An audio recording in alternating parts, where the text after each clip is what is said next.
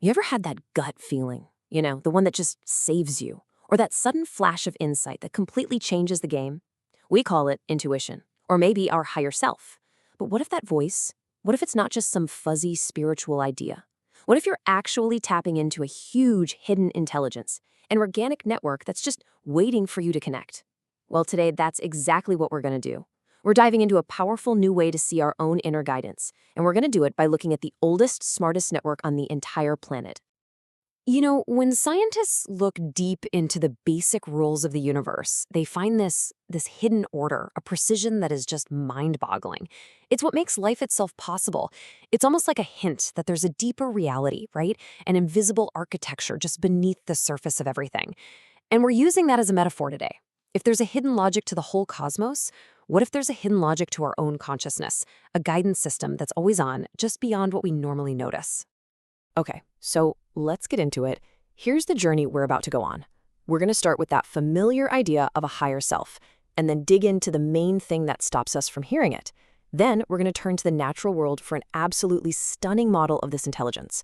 We'll even touch on let's call it a temporary key that some people use before getting into the real practical ways we can all open up that channel. And we'll wrap it all up by realizing that we're actually a part of this huge living network ourselves. Come on, we've all felt it, right? That little whisper that tells you, hey, maybe don't do that. Or that weird magnetic pull toward a person or a place that you just can't explain. We're always looking for guidance from this source that feels like it's us, but also something way, way bigger. It's that feeling that there's a path we're supposed to be on if we could just get our hands on the map. So let's be clear about what we mean here. For a second, just forget about angels or anything like that. Think of your higher self as a part of your own consciousness, but it's the part that isn't stuck in the daily grind, worrying about bills or what so-and-so thinks with you. It's non-local, which means it's not just stuck inside your skull. It operates above all that noise, and it has access to patterns and information your conscious mind is just too busy to see. And that, right there, is the million-dollar question. If we've all got this incredible, built-in GPS for our lives, why does it feel like most of us are driving around completely blind? Why is the signal so weak, so easy to lose in all the static of modern life? Well, the answer has to do with a program that is always, and I mean always, running in the background. See, the problem isn't the signal, it's our receiver. We've basically got this firewall, a kind of buggy operating system that filters our entire reality and actively blocks us from that deeper intelligence. And we call that firewall the ego. Now, it's not some enemy we have to go out and destroy, but it's definitely a program whose limitations we really need to understand. Here's a really powerful way to think about it. The ego is like an internal parasite. It's not the real you. It's just a mashup of beliefs we were taught, social programming, and old survival instincts that's kind of hijacked the whole system. It tricks you into thinking that its desires for safety, for approval, for control are your desires. It keeps you playing small by keeping you afraid, stuck on that hamster wheel of what if and I can't. Okay, now this is where it gets really interesting. It's like you can run one of two different operating systems. You've got ego consciousness over here. Its whole logic is survival, scarcity, isolation. It's exhausting, right? Because it's always on high alert, scanning for threats. But then you have network consciousness. That's the intelligence of the higher self. It operates from a place of vision, connection, and flow. It isn't just trying to survive, it's trying to create. It actually generates energy. And here's all the proof you need that the ego is just not a reliable guide. It uses really flawed logic to stay in control. I mean, it relies on classic logical fallacies. It tells you, hey, everyone's doing it, so it must be right. It'll take one tiny failure and convince you you're doomed to fail forever. It dismisses brilliant new ideas by just attacking the person who had them. It sees everything in black and white. Seriously, this isn't intelligence, it's just a rigid, scared little program. So, okay, if the ego is a closed loop, what does an open, intelligent network even look like in the real world? Well, to understand our own inner network, we got to look down, into the dirt, right beneath our feet. We need to look at the oldest and largest living organisms on this planet, fungi. This is the key, the whole metaphor. Mycelium is this gigantic underground web of fungal threads. The mushrooms you see are just the fruit. The mycologist Paul Stamets calls it the Earth's natural internet. And he's right. It's this decentralized, communicating brain that's constantly solving problems, connecting entire forests, sending nutrients and information back and forth between trees. It is a perfect biological model for a vast, non-local consciousness. And just to get a sense of the sheer scale of this invisible world, get this. Scientists figure there are over 5 million species of fungi out there. That is an entire kingdom of life, way more diverse than plants, all operating just out of sight, under our feet, all around us. And here's the kicker. We're not talking about some alien life form. We are deeply, biologically related to this stuff.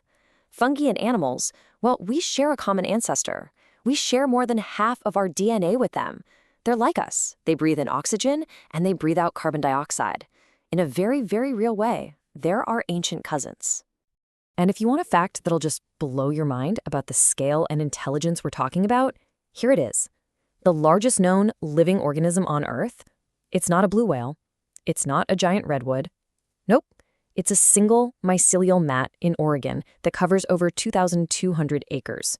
Think about that. That is one single organism, thousands of years old, a single consciousness spread out over almost 4 square miles. It's just unbelievable. So the big question is, how do we get a taste of this kind of borderless, networked consciousness for ourselves? Well, there is a key, and it's provided by the fungal kingdom itself. It offers a temporary but incredibly profound proof of concept. And this is where we need to talk carefully about psilocybin, the compound found in certain mushrooms.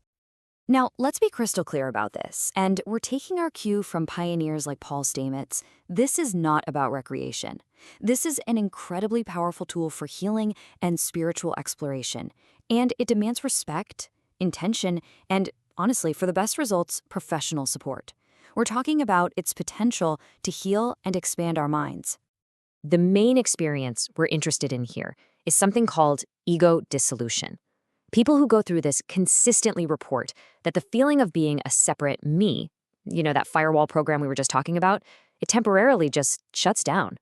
The feeling of being an ego trapped in a body dissolves, and it's replaced by this overwhelming sense of unity, of being connected to absolutely everything.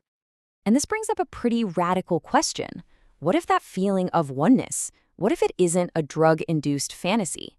What if the drug is just temporarily disabling the ego's firewall, letting you finally perceive the underlying reality of connection that is always there?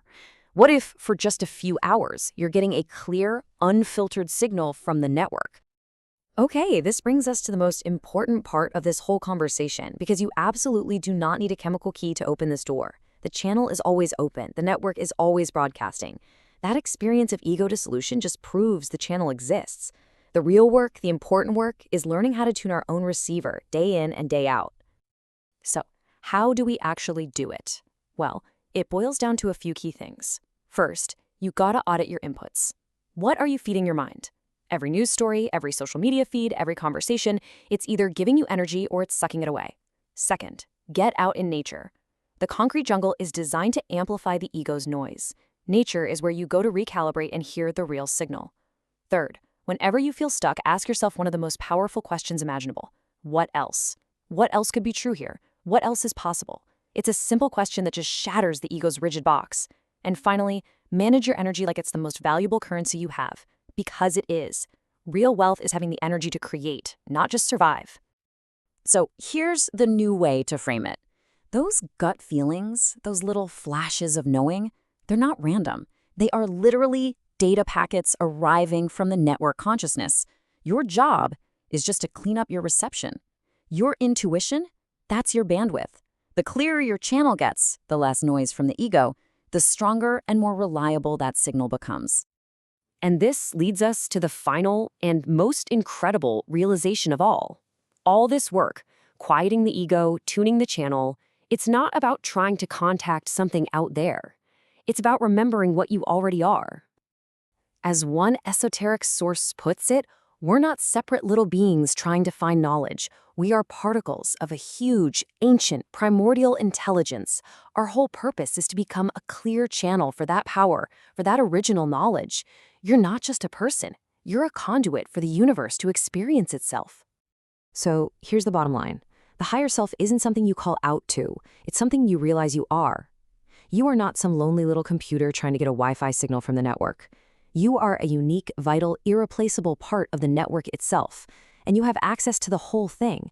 The intelligence of the entire forest is available in every single thread of mycelium, and the intelligence of the entire universe is available inside you.